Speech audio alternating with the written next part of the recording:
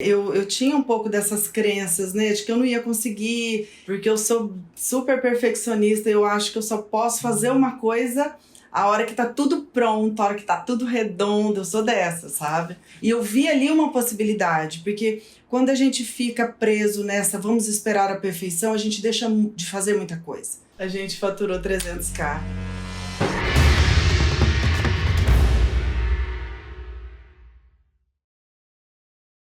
Esse é o podcast Faixa Marrom, uma conversa com alunos e alunas da Fórmula de Lançamento que fizeram R$100 mil em 7 dias, ou como a gente gosta de chamar aqui, o 6 em 7. 6 em 7, 6 dígitos de faturamento em 7 dias.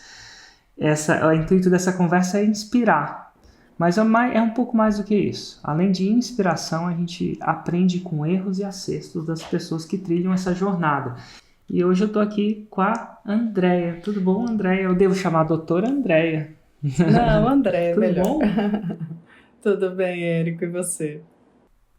De onde você está falando, Andréia? De São Paulo hoje.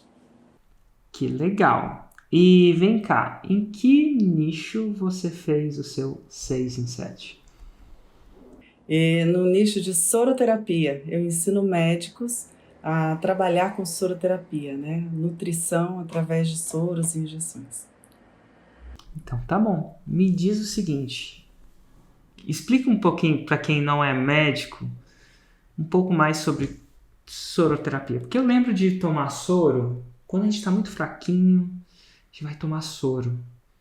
É isso? É mais ou menos assim? Ou não, é um pouco mais além do que eu simplesmente tomar um soro porque está muito fraco.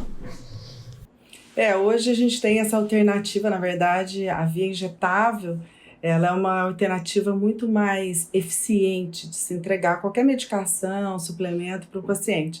E hoje já se usa muito para fazer nutrição, né? Então fazer vitaminas, minerais, aminoácidos, pensando em longevidade, pensando em viver melhor, pensando mais nesse estilo de vida.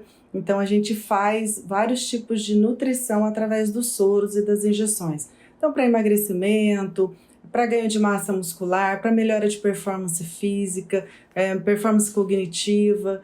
Então, nosso intuito aí é entregar mais saúde para os nossos pacientes. Entendi. E como é que você me conheceu? Te conheci através das redes sociais, no Instagram mesmo. Eu apareci na sua frente, Você literalmente, apareceu na minha frente. E apareceu falando aí de marketing digital. Ainda para mim era muita novidade, eu não me via dentro desse meio, né? Morava numa cidadezinha de 20 mil habitantes, no interior do Mato Grosso do Sul. E aí comecei a te assistir e depois de uns 2 lançamentos do seu curso aí eu resolvi comprar. Eu tinha uma amiga, uma minha cunhada que tem um curso e já tinha feito 6 em 7 e ela me estimulou um pouco também e me fez acreditar mais, porque às vezes parece mentira, né? É, com certeza. Nossa, mas se a cunhada que já fez e não estava fazendo isso para te vender, né? Que eu falo aqui do 6 em 7 e eu tenho um benefício comercial em relação a isso. Mas ela não tinha. E ela falou, vai lá. É isso que ela falou, vai lá e aprende. Vai lá, faz. Você tem muito para oferecer. Enfim, eu tinha aí bons resultados com os meus pacientes e eu tinha muitas pessoas que me procuravam pedindo, muitos médicos, colegas queriam saber como é que eu fazia, por que para mim dava tão certo a soroterapia, né? Por que a minha agenda estava lotada? Como é que eu fazia até para vender aquilo, para prescrever aquilo, porque é tudo muito novo, né? A gente não aprende a trabalhar com isso na faculdade. E aí primeiro eu comprei o curso, né? Fiz o curso, mas falei, bem, eu não sei lançar, né? Vou ter que achar alguém para lançar. E bolei toda uma estratégia do curso, vou lançar um curso de bariátrico. Minha primeira ideia foi fazer um curso para pacientes bariátricos. E aí eu fui no seu evento ao vivo, no final de 2019. E lá eu tive vários insights, lá eu quebrei muitas objeções que eu tinha, porque eu sou apaixonada por soroterapia, eu trabalho com isso há muitos anos, eu criei uma franquia, né? Eu tenho uma clínica, uma rede só de soroterapia, né? Tô trazendo aí esse nicho novo para o Brasil E só que eu tinha medo de falar disso com os médicos, porque eu tinha medo de competição, né? Eu tinha aí algumas crenças. Mas, ao mesmo tempo, eu adorava ensinar meus amigos. Quando vinham me perguntar, eu sentia o maior prazer de explicar o meu método, né? E lá no seu evento ao vivo, eu entendi que eu não ia criar competição, ia criar autoridade, ia ser muito bom para o meu produto físico também. E aí eu mudei de curso para bariátrica, eu mudei para o meu nicho mesmo, né? Que foi soroterapia. Dito tudo isso, você lembra, às vezes a gente faz, às vezes é uma somatória de várias coisas que culminam numa decisão, tipo, no seu caso foi para soroterapia, de você de resolver as objeções que você tinha para ir para isso. E às vezes é uma coisa que é marcante. Para você foi alguma coisa que eu falei lá? Teve alguma coisa mais marcante ou foi a somatória de algumas coisas? Eu fico pensando, o que eu falei lá? Como professor, eu falo assim, onde é que eu acertei? Porque chega uma hora que eu falo, onde é que eu acertei? Que a gente é capaz, né? Eu tinha um pouco dessas crenças, né? De que eu não ia conseguir. E eu gosto muito do feito é melhor que perfeito. Porque eu sou super perfeccionista e eu acho que eu só posso fazer uma coisa a hora que tá tudo pronto, a hora que tá tudo redondo. Eu sou dessa, sabe? E isso não serviu só para o lançamento do meu curso, serviu para outras coisas que eu faço hoje na minha vida. Então, vamos começar e ali a gente vai evoluindo, a gente vai se aperfeiçoando. E eu vi ali uma possibilidade, porque quando a gente fica preso nessa vamos esperar a perfeição, a gente deixa de fazer muita coisa. Porque vem outras prioridades, a gente cansa no meio do caminho, a gente se estressa, acontece um negócio, acontece outro, quando você vê, vários projetos ficaram para trás, né?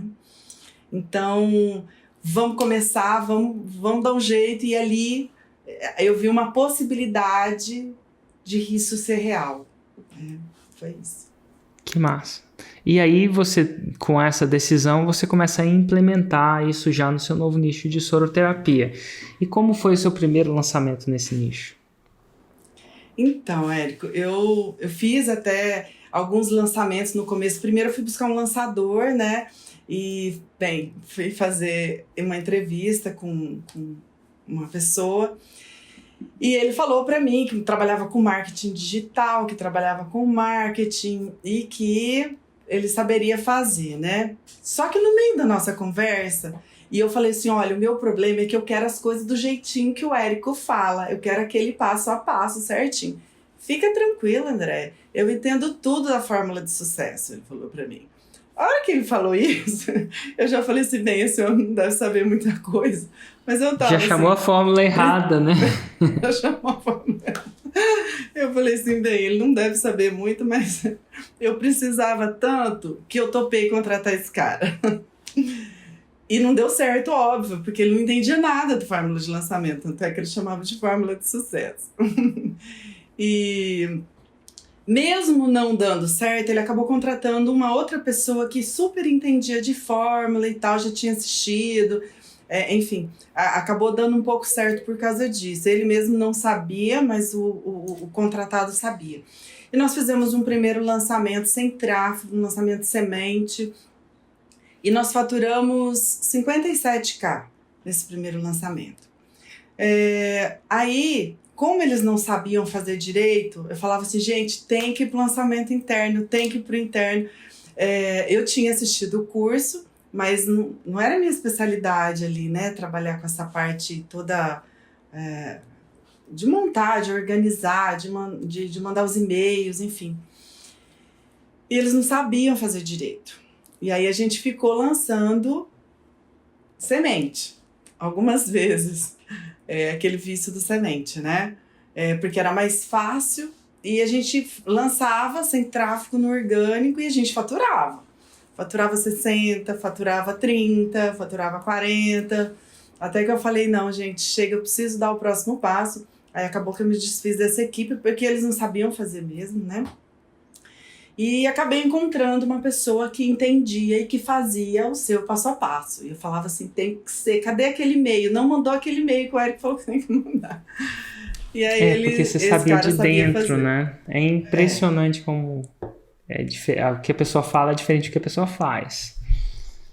Porque na hora de vender, ele tinha que pagar os boletos dele. Você perguntou se ele fazia, ele falava que fazia, nem que ele não fizesse. Às vezes é o que a pessoa faz no desespero, né? Os filhos tendo que ir para a escola, saúde, plano de saúde, com o boleto chegando, aluguel ou prestação do carro.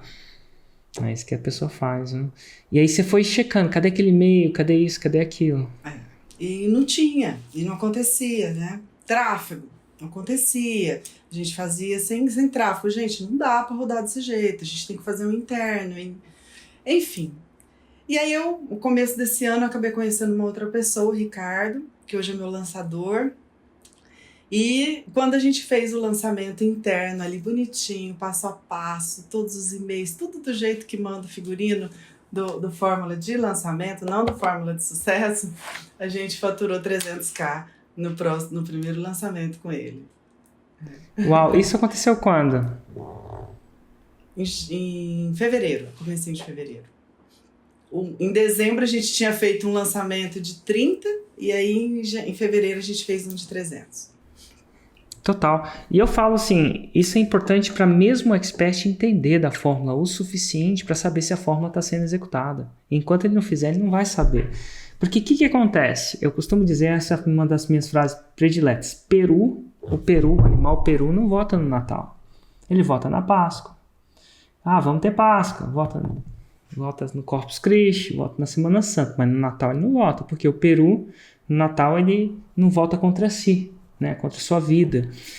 E quando você pega uma pessoa que não executa bem, não manda um e-mail sim, ele não vai falar que o problema é que eu não executei bem, que eu não fiz o passo a passo. O que é isso? Porque peru não vota no Natal. E geralmente ele vai falar, a fórmula não funciona, vai colocar a culpa em si, ali. E quando o expert não tem a menor noção de fórmula, ele nem sabe. Vai fazer o quê? Realmente é isso. Eu não entendo disso, então realmente é isso. Então ele fica à mercê de ter seu sonho atrasado. Não, a gente tem que fazer o semente de novo. Não, a gente está fazendo certinho, mas cadê aquele ninho? Não tá. Então, se você não sabe exatamente, é isso que tende a acontecer. A pergunta que muita gente me fala é, gente, médico, eu sei, para mim é óbvio porque que isso não é uma verdade, assim, não é uma verdade assim, mas fala assim, médico não pode fazer marketing.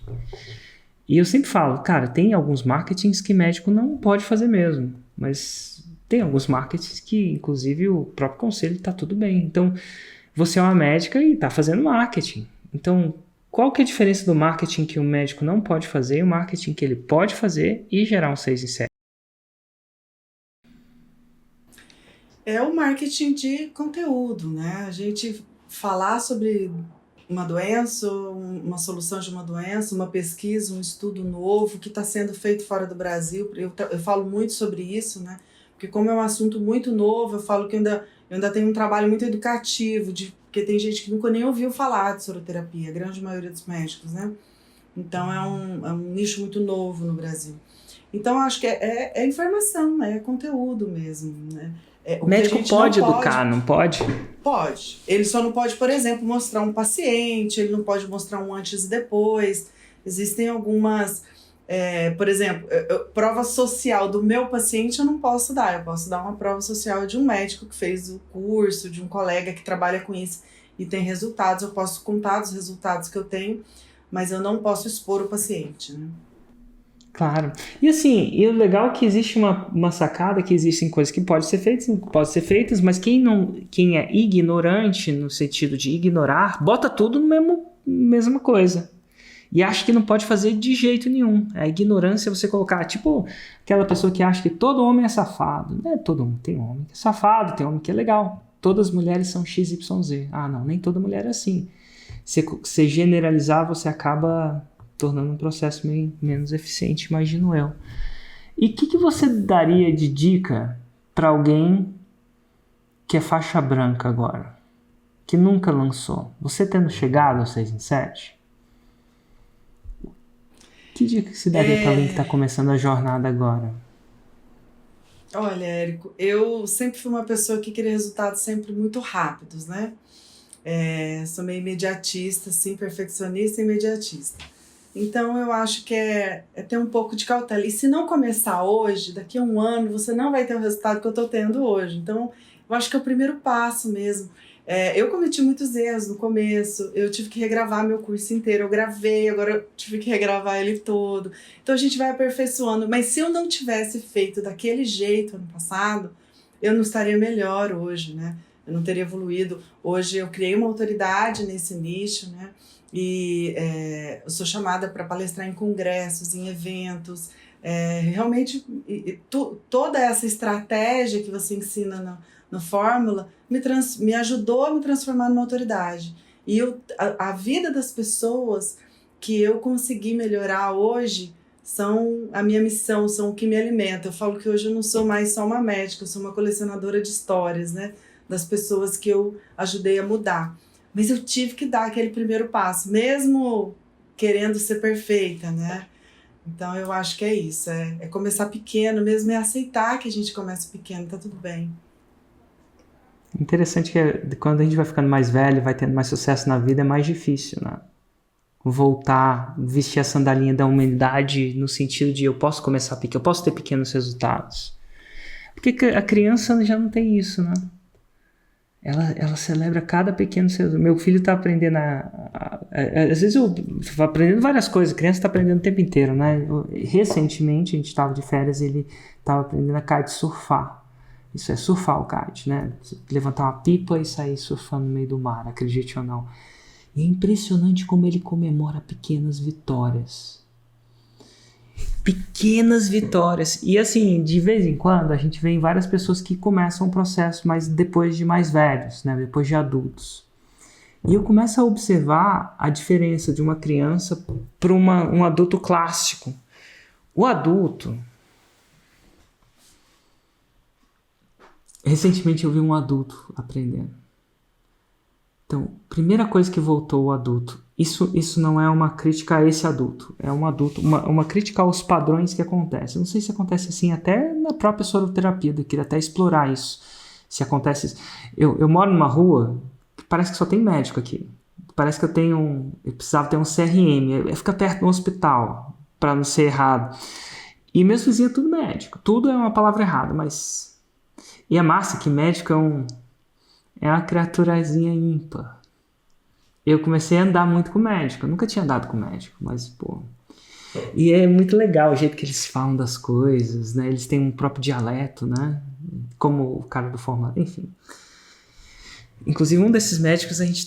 Mas assim, o que acontece? A primeira coisa que as pessoas, nesse novo esporte, que é um esporte complicadinho, a pessoa volta... A criança comemora pequenas vitórias. Nossa, o kite levantou o voo. O adulto, ele chega lá, se não tá surfando da primeira vez, ele tá chateado. A criança volta com umas pupilas dilatadas. Eu não sei se você já percebeu, uma pessoa quando fica muito pupila dilatada, ela fica meio... Eu acredito, tá? Isso é uma observação, mas ela fica meio maravilhada, em êxtase. Tipo boba, sabe? Quando a primeira vez que você anda, você deve ter... Uau. O adulto volta questionando o instrutor. Tá me ensinando direito. No caso do kite, você tem que ir e voltar a pé, né? Você desce velejando e volta a pé. Cara, por que eu tô voltando a pé?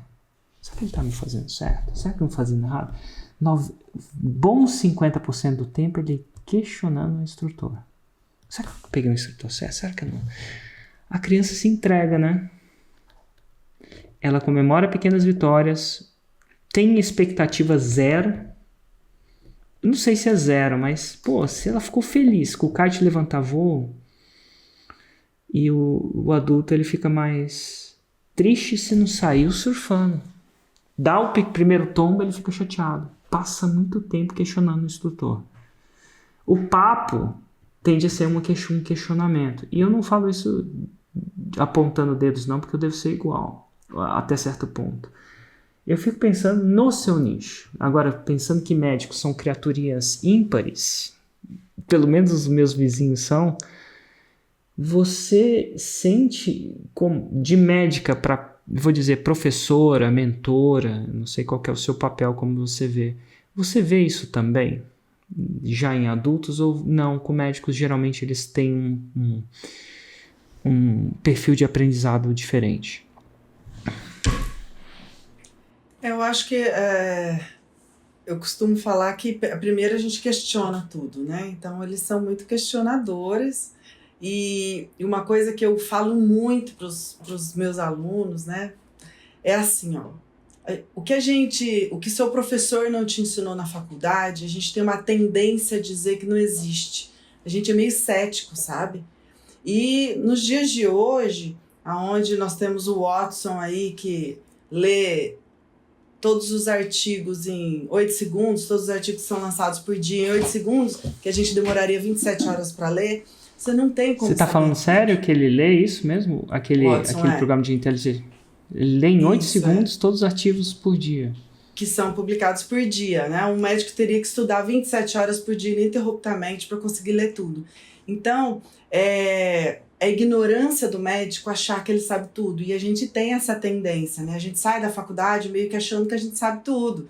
E se o seu professor não te ensinou, quer dizer que não existe, que não é real, que não funciona. E eu tenho que quebrar todas essas objeções, né? E eu gosto de começar por aí. Não é porque o seu professor não te ensinou que não existe, né? E então Como você trabalha a quebra de... novo. Como é que você quebra... E você tá me falando certo. Eu tô falando de médicos sem...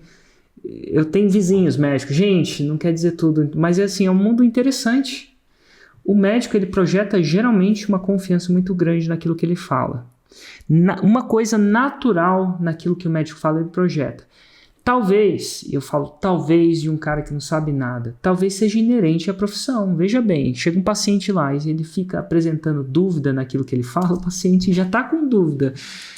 Então, assim, a projeção de confiança já deve ser característica do negócio. Só que uma pessoa super confiante é fantástico. A não ser que uma pessoa super confiante no caminho errado. Não esteja aberta a aprender também, né? Problema. Ou não esteja aberto a aprender. Então, você me falou médico como... E eu falo isso... Podia ser em outras profissões também. Acho que o advogado tem um pouco disso também, tá? Mas você falou que o médico é muito questionador. E eu acho o questionador top da balada. Desde que não seja um questionador enviesado. Sim, ele está disposto a ouvir. É um bom debatedor. Está debatendo uma ideia de uma maneira... aberta logicamente, porque às vezes a gente debate uma ideia baseada em uma crença que a gente já fez uma decisão. Vou te dar um exemplo. A gente pode debater religião. É possível debater religião, dependendo com quem você estiver debatendo, não é um debate. É uma guerra de força. Uma guerra de quem é mais confiante, né? A gente pode debater política, mas às vezes a pessoa não quer debater. Ela quer passar o ponto de vista que já está decidido e está tatuado. E às vezes ela quer debater. Futebol é a mesma coisa, gente. Não é só religião, política, futebol, não. Sendo o médico um cara confiante, cético, por natureza, inclusive são duas características necessárias a um bom médico. Então, às vezes, como é que você quebra isso? Como é que você... Que gatilhos você usa? O que você usa para quebrar isso? Porque você quebra, está funcionando. De alguma forma ou de outra. Eu acho que, primeiro, trazendo as provas, né? A gente tem estudo e a gente está amparado aí legalmente. E mostrando eu acho que a ambição, evidência, né? E a ambição também é um negócio que funciona. Porque o médico trabalha muito, tem uma tendência a trabalhar muito.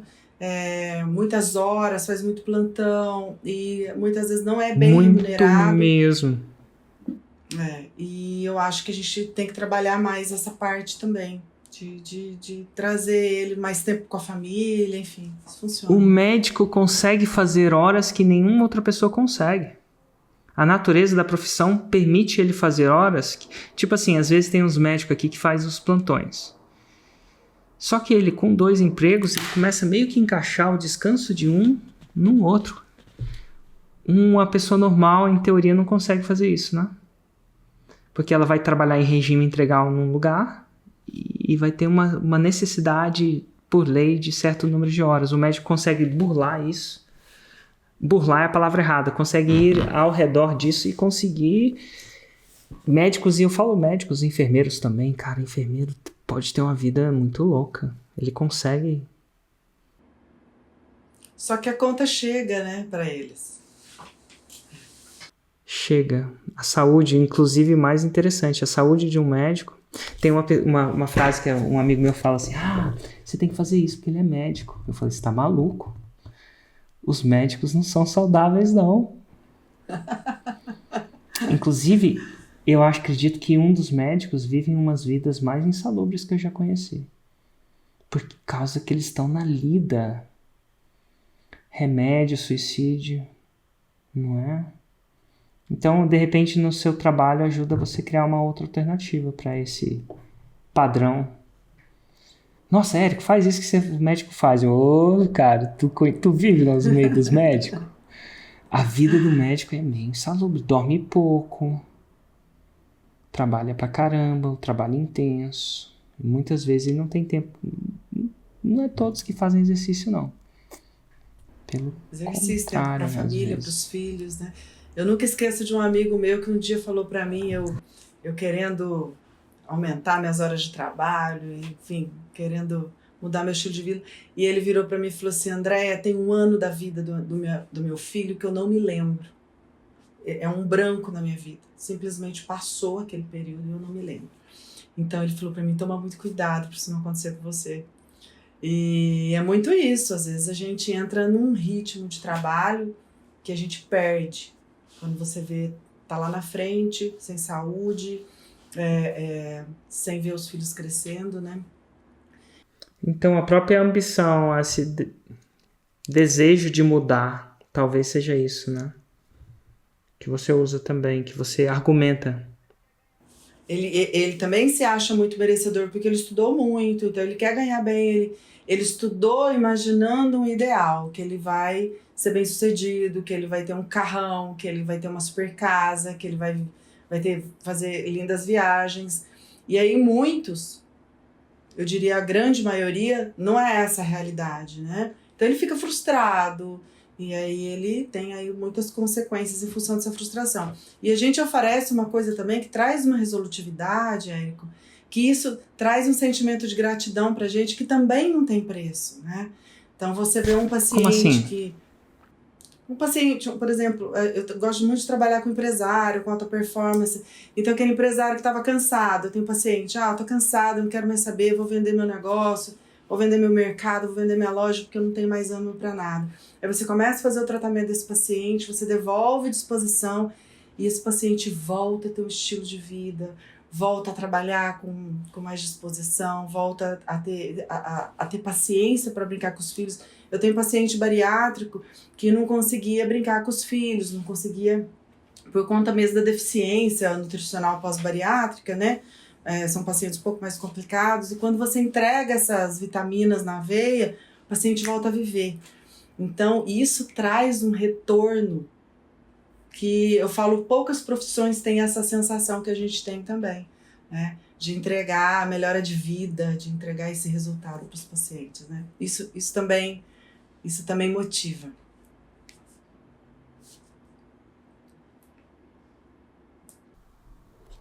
Eu não sei como é que é você.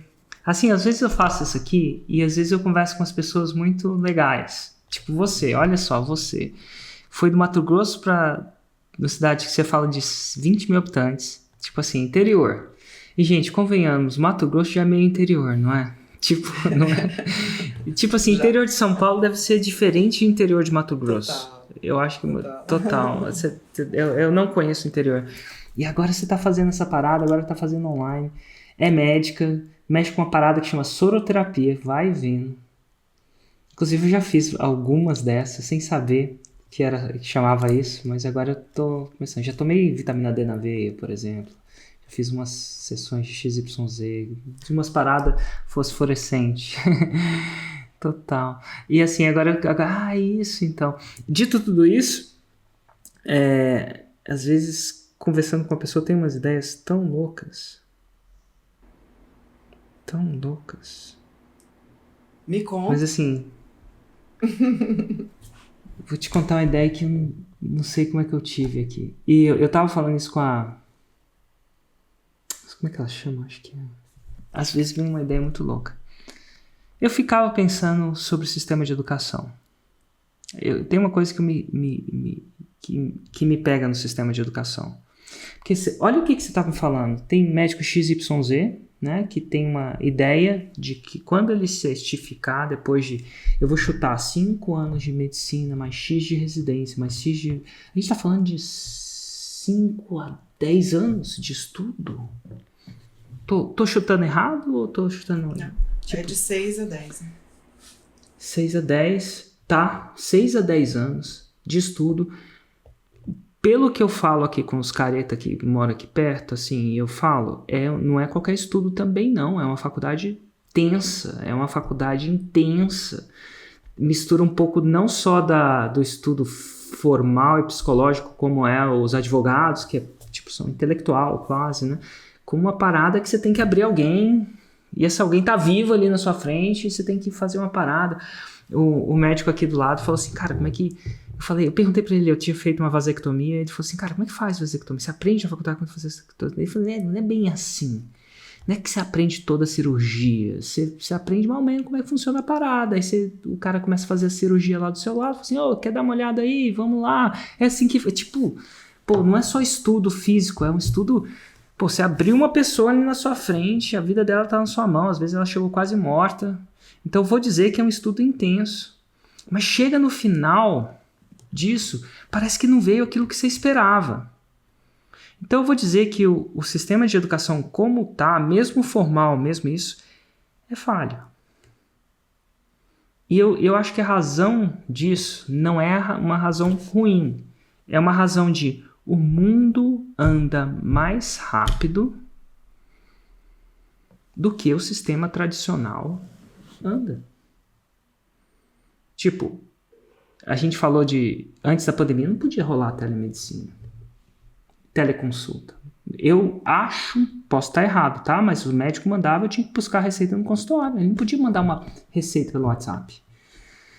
Se eu não estou errado, tá? E aí vem a pandemia e força isso. Mas essa tecnologia já estava aí anos. Sabe como é que eu sei? Porque eu morava na Londres anos atrás. Eu estou falando de 2004. E eu já fazia teleconsulta em 2004. O cara mandava. Inclusive, ele não queria me ver. Ele falava assim, Érico, eu não quero que você venha ao meu consultório se você não tem que vir por um motivo real. Isso é ruim para mim, me põe em risco, ruim para você, põe você em risco, ruim para os outros pacientes. Eu quero te trazer. Então ele fazia o contato por telefone, resolvia o que tinha que resolver, eu não pegava carro, ele não pegava carro. Eu não me contaminava, que o hospital, né, é a natureza de você estar...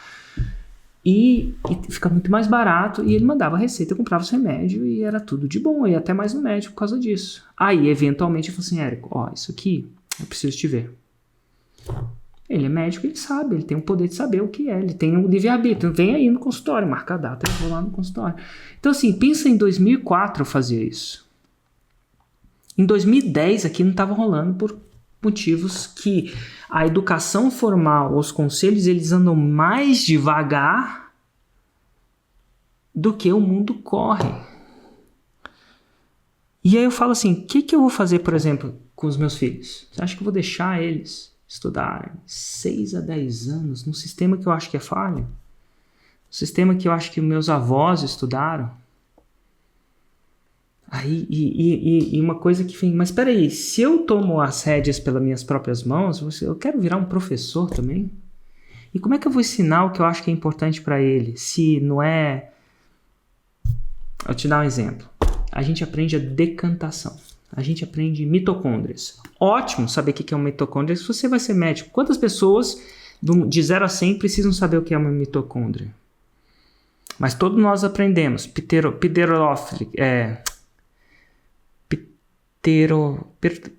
Será que a gente precisa? Agora, quantas pessoas mexem com dinheiro hoje em dia? Todo mundo. O que a gente aprende sobre dinheiro?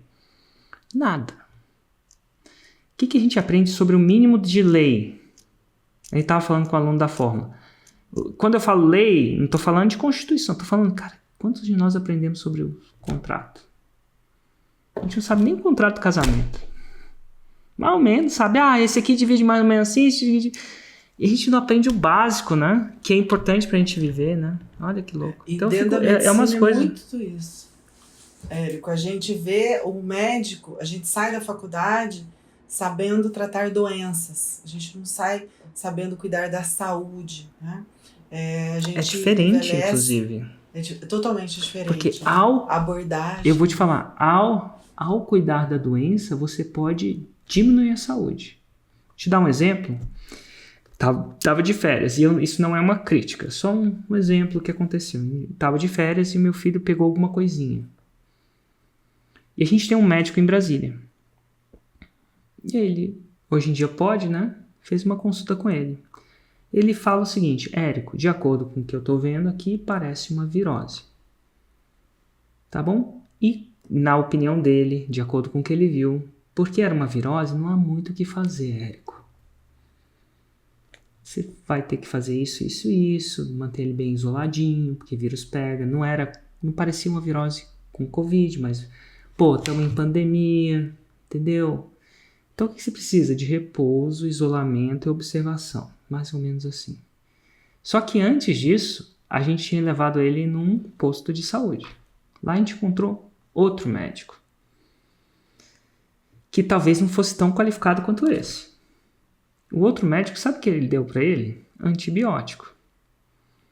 Aí ele falou assim, cara, antibiótico, o segundo médico fala, na opinião dele, antibiótico mata, eu tô falando um cara que não entende nada. Segundo o que eu entendi do que ele falou, era bactéria.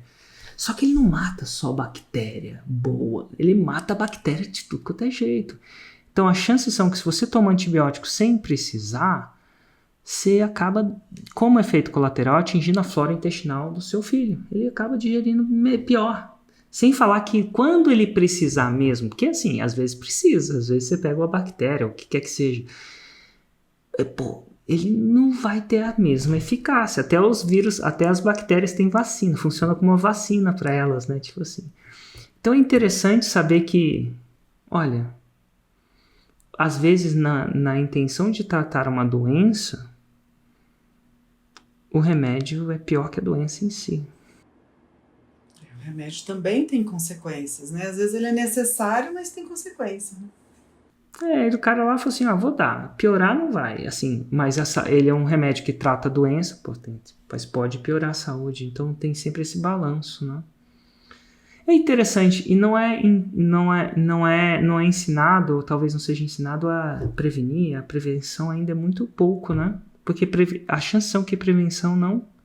Não, na verdade o que a gente aprende de prevenção não é real prevenção, né, Érico? Você fazer um ultrassom de mama ou uma mamografia uma vez por ano ou a cada 3 anos para prevenir o câncer de mama, não, é só preciso descobrir ele antes.